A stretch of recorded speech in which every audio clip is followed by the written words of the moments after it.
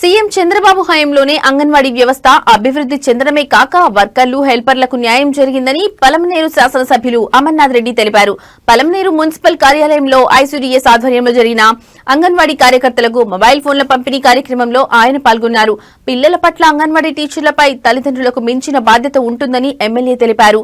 చిన్నారుల పట్ల మంచి క్రమశిక్షణతో పాటు అలవాట్లను నేర్పించి మంచి సమాజ ఏర్పాటుకు కృషి చేయాలన్నారు. ఇక గ్రామాలలో తలెత్తే సమస్యలను ప్రభుత్వానికి వారధిగా నిలుస్తూ తెలియజేయడం కూడా మీదే బాధ్యత అన్నారు. ముఖ్యంగా బాల్య వివాహాలను అడ్డుకోవడంలో ప్రధాన భూమిక పోషించాలని సూచించారు. అన్ని రంగాలకు మంచి చేసే కూటమి ప్రభుత్వాన్ని అందరూ ఆదరించాలని, అప్పుడే రాష్ట్రం అన్ని విధాలా అభివృద్ది చెందుతుందని పేర్కొన్నారు.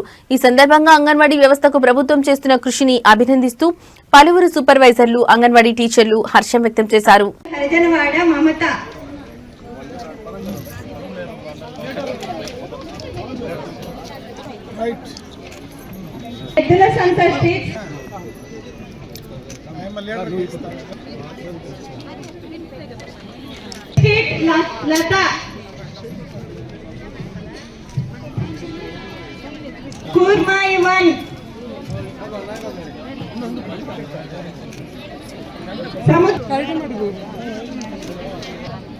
చూడండి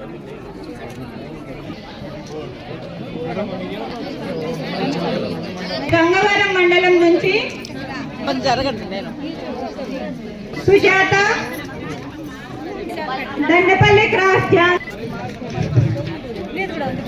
మంగమ్మ, అటుకరాలపల్లి పెద్దారికుంట. బాల్య వివాహాలు ఒక సాంఘిక దురాచారం మరియు నేరం. బాల్య వివాహాలు బాలికల విద్య, రక్షణ, ఆరోగ్యం మరియు అభివృద్ధికి ఆటంకమే కాకుండా వారి కలలను సాకారం చేసుకునే అవకాశాలను దూరం చేస్తుంది. అందువల్ల నేను ఈ ప్రతిజ్ఞ చేస్తున్నాను. బాల్య వివాహాలకు వ్యతిరేకంగా సాధ్యమైన ముఖ్యమైనటువంటి మీ అంగన్వాడీలకు సంబంధించిన సూపర్వైజర్లు కూడా చాలా మంది మాట్లాడారు. ప్రభుత్వ పరంగా ఈ ప్రభుత్వం ఏం చేసింది, గతంలో ఏం చేసిందని. నేను రాజకీయాల జోలికి పోదలుచుకోలే. ఎందుకంటే అంగన్వాడీలకు సంబంధించి ప్రతిసారి కూడా అటు తెలుగుదేశం ప్రభుత్వం కావచ్చు, ఇంకొక ప్రభుత్వాలు ఉండొచ్చు, ఏ ప్రభుత్వాలు వచ్చినా మీ పోరాటం అయితే ఆగటం లేదు. అన్ని ప్రభుత్వాలపైన పోరాడుతూ ఉన్నారు. అన్ని ప్రభుత్వాల నుంచి కూడా చేసుకునే కార్యక్రమాలు చేస్తూ ఉన్నారు. దాంట్లో చంద్రబాబు నాయుడు గారు ఎక్కువగా కూడా మీకు చేశారనేది జగమెరిగిన సత్యం. ఈరోజు సోదరి మండలందరికీ కూడా నా హృదయపూర్వక నమస్కారం. ముఖ్యంగా ఇది ఒక మంచి కార్యక్రమం. ప్రభుత్వం నుంచి 5G మొబైల్ మంచి కంపెనీ శాంసంగ్ కంపెనీ నుంచి ఈరోజు అందరు అంగన్వాడీలకు సంబంధించినటువంటి టీచర్స్కు ఇచ్చే కార్యక్రమం దాదాపు మన నియోజకవర్గంలో 423 మందికి ఇది పంపిణీ చేసేటువంటి కార్యక్రమం ఈరోజు తీసుకుంటున్నాం.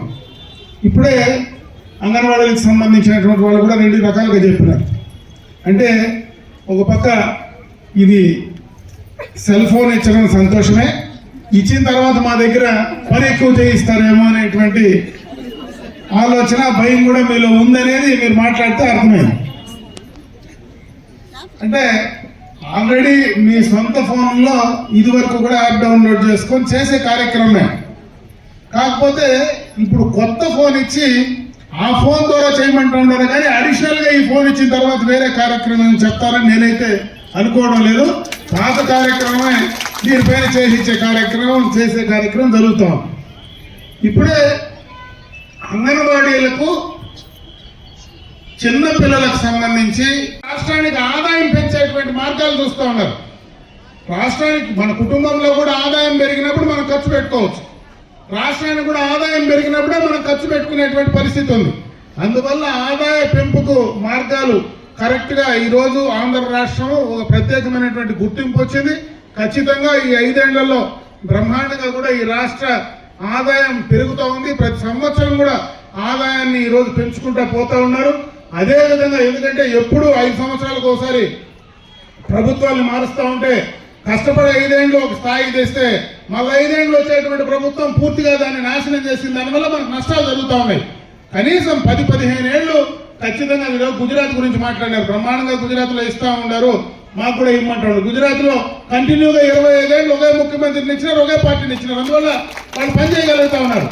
ఆంధ్ర రాష్ట్రంలో కూడా కంటిన్యూగా ఇంకొక 2 సార్లు చంద్రబాబు నాయుడు పెట్టండి, మీకు 26 ఇస్తే 46 ఇచ్చే కార్యక్రమం ఖచ్చితంగా చంద్రబాబు నాయుడు చేస్తాడని చెప్పి ఈ సందర్భంగా